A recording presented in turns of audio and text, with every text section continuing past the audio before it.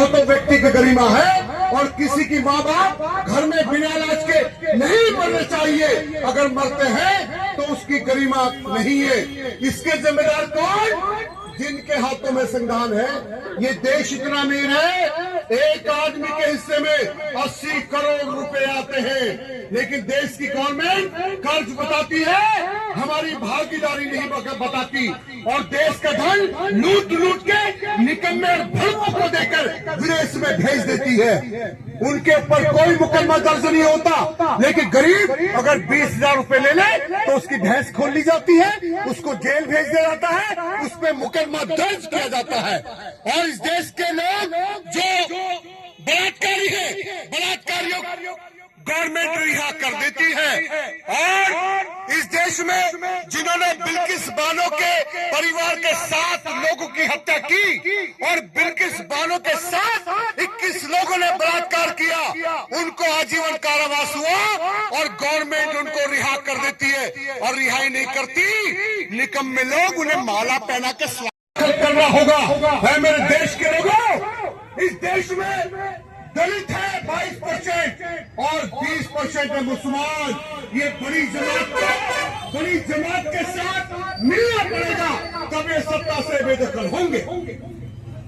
बाकी लोग इस देश में जले भुने शोषित पीड़ित और भी है, जो ब्राह्मण टट्टी साफ करने के लिए मजबूर है, जो पांडे जी, दुबे जी, मिश्रा जी जो लैट्रिन के पैसे उगा के अपना जीवन चलाते हैं, उनका भी तो शोषण हुआ है। जो इस देश में ठाकुर आज टर्री चलाता है, मजबूर है मजदूरी करने के लिए, गुलामी करने के लिए, वो ठाकुर कहाँ करा गया? जूतों पे कपड़े नहीं, बच्चे पढ़े लिखे नहीं, जमीन जायदाद है नहीं, खत्म हो गई, तो वो ठाकुर नहीं है, वो भी शोषित पीड़ित है। उनको भी कोई बताने वाला चाहिए कि तुमको बहकाया जा रहा है हिंदू मुसलमान के नाम पे। उन्हें भी कोई जगाने वाला होना चाहिए, कोई हक की बात करने वाला होना चाहिए। संसद में हक की बात नहीं होती, वंदे मातरम की बात होती है। अरे हमारी मर्जी, हमें कोई बोले ना बोले, आप किसी की स्वतंत्रता छीन लोगे क्या? कोई अल्लाह पे यकीन करे, कोई भगवान पे यकीन करे, आप किसी की स्वतंत्रता छीन लोगे क्या? कोई हवा हिजाब पहने या नहीं पहने, ये उसकी अपनी मर्जी है, आप उसकी स्वतंत्रता छीन लोगे क्या? लेकिन संसद में किस पे बहस होती है? राम जी नाम रख दिया मनरेगा का, राम जी नाम रखने से मैं बोल ये मनरेगा का नाम बदल दिया राम जी। राम जी बदलने से जो 150 दिन उनको मिलना चाहिए थी मजदूरी, गवर्नमेंट ने कर दी 100 दिन। अरे राम का नाम जुड़ा तो 300 दिन करना चाहिए था, लेकिन मजदूरी के दिन कम कर दिए गए। मजदूरी बढ़ गई क्या? नहीं बढ़ी। वंदे मातरम पे बहस हुई 10 घंटे।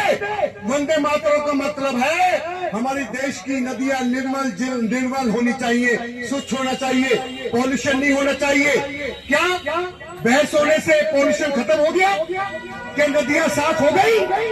हमारे देश में कोई खाका का न मरे, कोई भूखे पेट न मरे, हर व्यक्ति को रोटी, कपड़ा, मकान की जिम्मेदारी की सरकार की होनी चाहिए। क्या वंदे मातरम में बहस करके क्या बेरोजगारी दूर हो गई? क्या इस देश में हमारी बहन बेटियों का सम्मान होना चाहिए? वंदे मातरम पे बहस करके क्या बहन बेटियों का सम्मान हो गया? क्या निकम्मे लोग ये टाइम पास कर रहे हैं संसद में। एक ही भाई है चंद्रशेखर आजाद, जो टाइम पास नहीं करते, 20-20 घंटे समाज के आगे, समाज के बीच में काम करते हैं। जहां भी कहीं जुर्म होता है उसके खिलाफ बोलते हैं। और मैं अकेला नहीं हूं, मेरे भाई के साथ में सैकड़ों हैं इस देश में। भाई चंद्रशेखर आजाद ने कहा है हम 2027 में 203 चंद्रशेखर विधानसभा में पहुंचाएंगे। जब एक ने नाक में दम कर रखा है संसद में, तो विधानसभा में 203 अगर चंद्रशेखर पहुंच गए तो ये निकम्मे लोग हमारे आशियाने नहीं तोड़ पाएंगे। इन लोगों ने हमारे आशियाने तोड़े, और जुनैद को आग लगा के मार दिया मथुरा में। अखलाक की हत्या कर दी गई। जिस सुबोध खान ठाकुर ने निष्पक्ष जांच की दादरी में गोश्त बेचने वाले आदमी को मार दिया। निष्पक्ष जांच की किसने? सुबोध ठाकुर ने। उसने कहा नहीं, ये गाय का गोश्त नहीं बेचता, ये तो फैक्ट्रियों से लाके गोश्त बेचता है। और फैक्ट्री किसकी? ब्राह्मणों की, उन्हीं की फैक्ट्री। लेकिन उस गरीब को मार दिया इन लोगों ने। जांच की सुबोध कांत ठाकुर ने, उसने कहा इसके साथ गलत हुआ है। उसी सुबोध कांत ठाकुर की हत्या कर दी गई। किसने की? आरएसएस के लोगों ने की। उनको आजीवन कारावास हुआ है। तो ये लोग हमारा भाईचारा बिगाड़ने के लिए बुलंदशहर में जो हमारा वो था एक सम्मेलन मुसलमानों का, उसको बिगाड़ने के लिए, हिंदू मुसलमान कराने के लिए उस सुबोध कांत की ठाकुर की हत्या की थी इन लोगों ने। इसी तरह ये हमारे भाईचारे को बिगाड़ने के लिए ऐसा ड्रामा करते रहते हैं। मेरे देश के लोगों, मेरे शोषित पीड़ित लोगों, जिन्होंने जिम्मेदारी उठाई है इंसान को कायम रखने के लिए, जिन्होंने जो वादा करते हैं खुद से कि हम इंसान को जिंदा रखेंगे, उन्हीं को जिंदा रखने के लिए जिम्मेदारी